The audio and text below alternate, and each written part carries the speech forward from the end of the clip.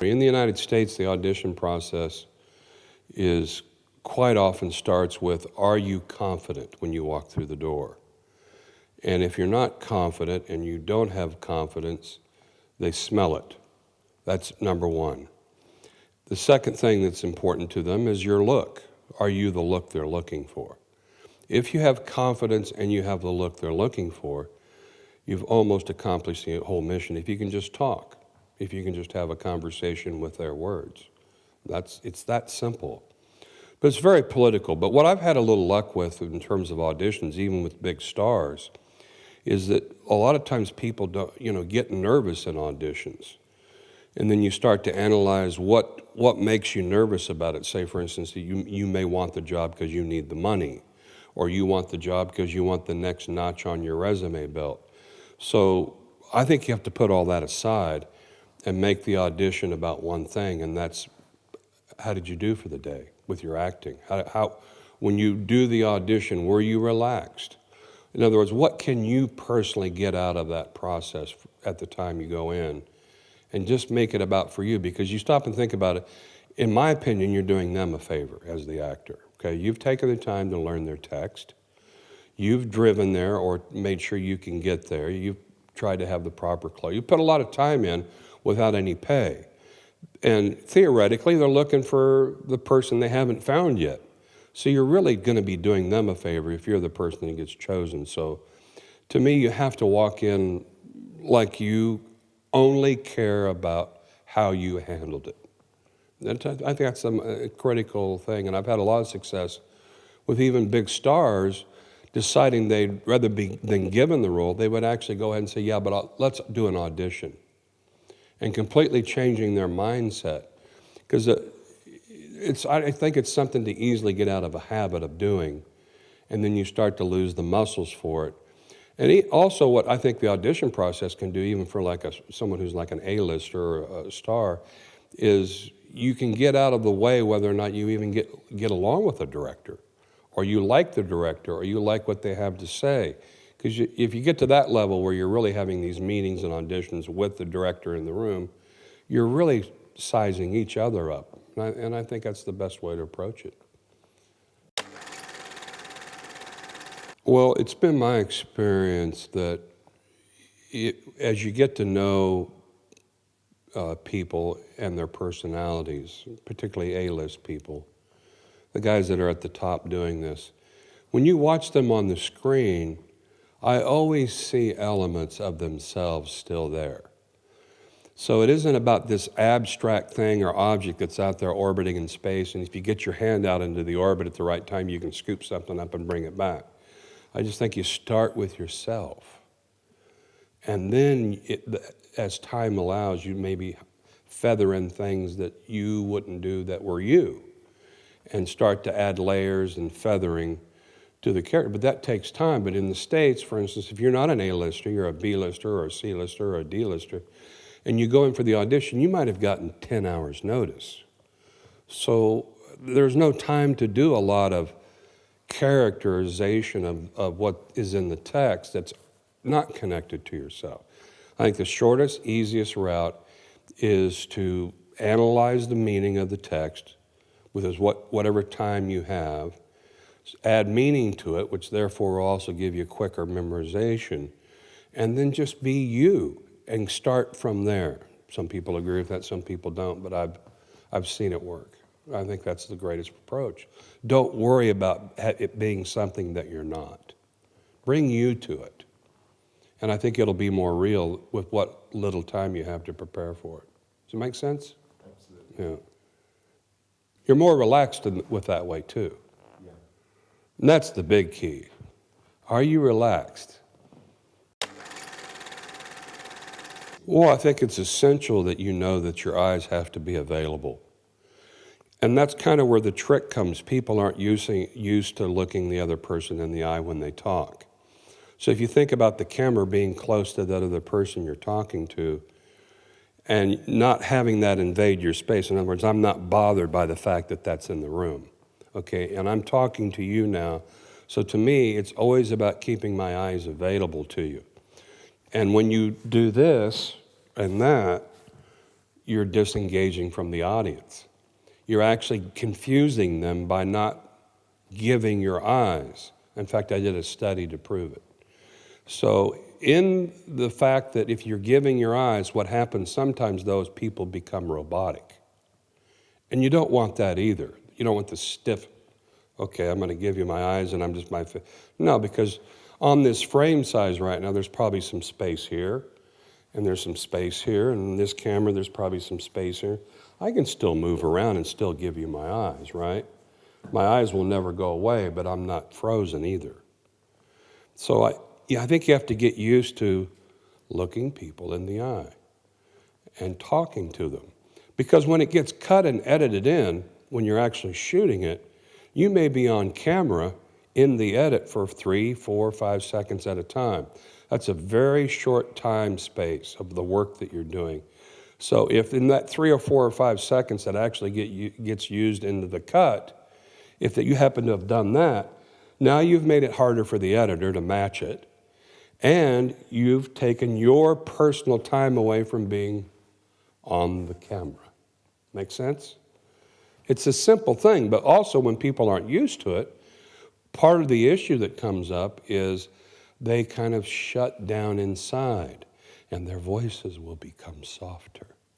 And now all of a sudden it's working, where you have to keep this in a kind of a still state. You still want to stay on fire inside emotionally. You still want to have the same thing. It's like singing. If I sat here and I sang to you, my face would change. So if I go, happy birthday to you, happy birthday to you, there's more life in my face. My eyes will have more life in them. There might even be a sparkle in my eyes if I sang long enough. But that's because there's more going on inside physically. Those same mechanisms you have to get used to using while you're doing the still thing. It's essential. I can't imagine being an actor given the responsibility of doing a self-tape and knowing you might end up being up all night because you're trying to perfect it. So to me, part of what makes that an easier process is if you continue to do it on your own with just pieces of scenes and text and keeping that muscle going. I mean, in LA, we often have classes called cold reading classes, where you'll just get a piece of material you've only read for 5-10 minutes, and then you'll get up and do it. And in my class, we'll tape it. You're getting used to doing that, so that when you get the call at 4 o'clock in the afternoon and they want something overnighted, you don't sit there and agonize and do it 50 times. You do it 2 or 3 times like it's a real audition, and you move on. Well, you definitely, like I saw one the other day, self-tape, where she had done a self-tape, and the camera is like this camera right here, okay, in that position, but her acting's this way. So this is not a great angle to do a self-tape from, right? When really, in the self-tape, it should have been, I'm talking right here, I'm talking right here. And so the camera is as close as it can be to the eye line without you looking into the lens. And then her background was the exact same color of her skin. So you learn with experience that a contrast back there would help. Another thing that I see about self-tapes, particularly in line of the fact that a lot of people have to self-tape to get reels together, like agent hunting and things like that. What I'm also seeing is they're boring. People haven't taken enough time to find material that is not boring and fits them. Best case I've ever seen of a self-tape where it grabbed you was the one you have on your website with Charlie Kelly. That's a great example of a great self-tape. A curse shall light upon the limbs of men. Domestic fury and fierce civil strife shall cumber all the parts of Italy. Blood and destruction shall be so in use, and dreadful objects so familiar that mothers shall but smile when they behold their infants quartered with the hands of war. They're deciding in the first 30 to 60 seconds whether they're going to bring you in or proceed to the next level with you. It doesn't take 5, 6, 7, 8 minutes for them to decide. They'll decide whether they want you or not to continue to the next level 15 seconds into it. So what's in that first 30 seconds? And to me, a great headshot is the shot that's not posed. It's the best ones that I've ever seen, particularly on sets with working actors, is often they'll have a still photographer on the set while you're filming a piece, a show or a film or whatever. And the still photographer captured this frame of you while you had your mind on something else. And that's where the great headshot is. So that can be you going out with your buddy with a nice digital camera and taking a picture of you working on your car or walking down the street or just sitting in the pub, or as long as you've got your mind on something that's real, then you have a chance of having it be even better. They want to see something that's full and alive and who you are, personality. Personality is essential in this business. Your headshot should represent you how you are today. Well, if you've got a headshot that's a year old or 2 years old, then you haven't stayed on top of it. It needs to be the headshot you are today. And that means doing them every 6 months.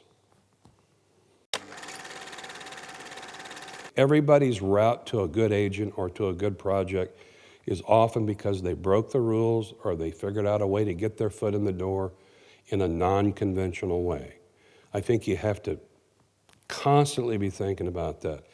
If you wanted me to give you a conventional way, what happens, I'll tell you how most people get their agents, particularly in LA, is either A, they have a friend who has a good agent and they put a good word in for them, or somehow, some way you got yourself involved where an agent was present, like a showcase, or a lot of people are discovered and get their agents through what we call improv clubs in LA. Improvisation's a big resource for people, or they do a play. Here's something that's always worked for me with actors when it comes to having goals, whether it's finding an agent, finding work, is I have them list the goal, okay? And then I have them come up with 10 things in their imagination that they could possibly do that would contribute to the achievement of that goal. So almost everybody's list is a little different. And then anybody who's ever done all 10 of those things they've come up, I've never seen it not work. Every time it works. But the trick is the 10 things. What are they? For some people it's getting a better voice. For some other people it's taking Alexander technique is part of that list. Or exercise, keeping your body. Exercise. All my clients through the years have common denominators.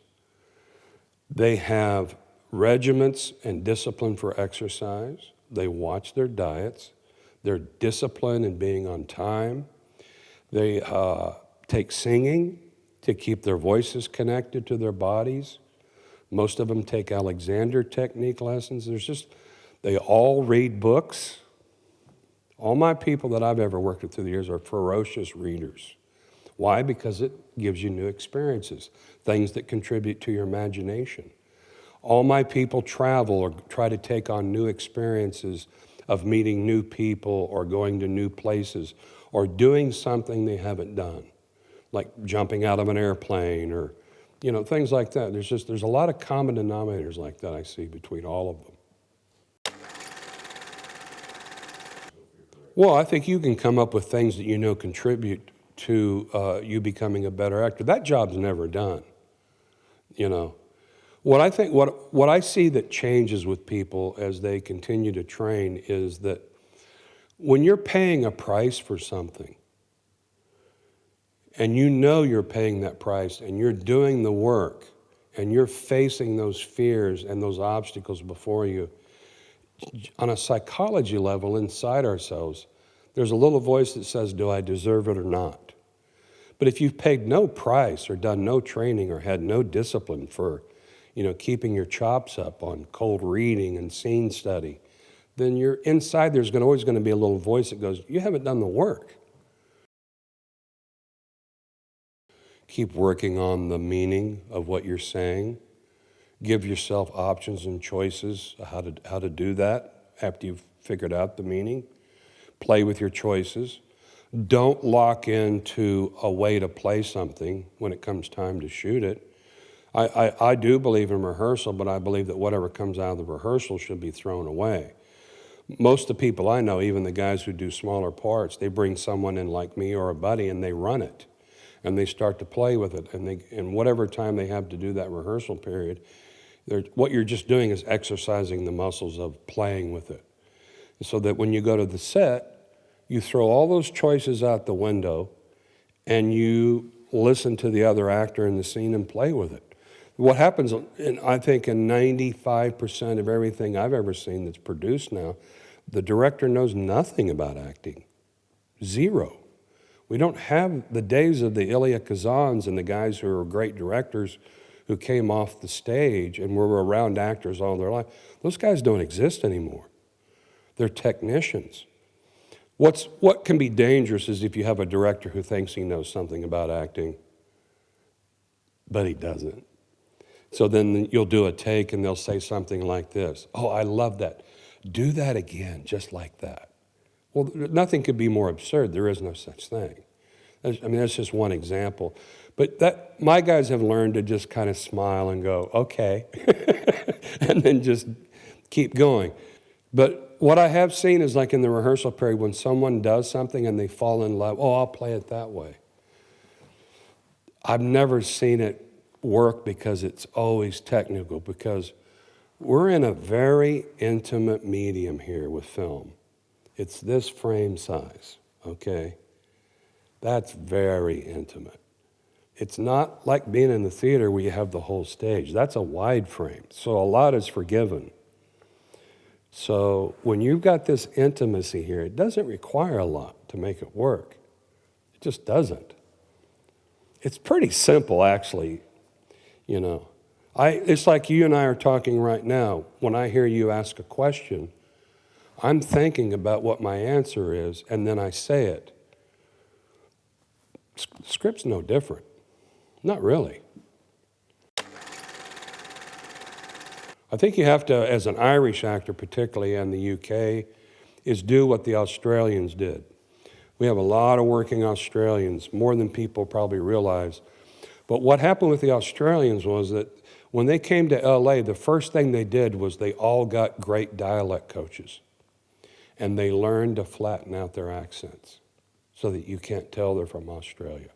I'm shocked how many Australians I meet throughout the week that are working in a day role or a weekly role, and you don't know they're from Australia, you know, until you really get to know them, because they know that if they can flatten out their accents, they've just upped the ante for the opportunity. I think the UK guys and the Irish guys have to consider that. If they want to add more opportunity to their career, you got to learn to flatten your accent out. But particularly when you're starting out, it just seems like overwhelming odds to get started in this business. And to me, LA is like a ladder. LA acting career is like a ladder with the first 6 rungs missing. And you just have to figure out a way to get up there and grab that first rung and then pull yourself up somehow, some way. And you just got to figure out whether it's, do you put a leg around it, or do you throw your belt up, or you just have to be inventive about what the next move is. But if you stay at it long enough in LA, and I really believe this, you will always get your chance. You'll get a shot, but you got to be ready. So are you doing the work when your time comes? Because what LA's not great at is giving you a second chance. So be ready.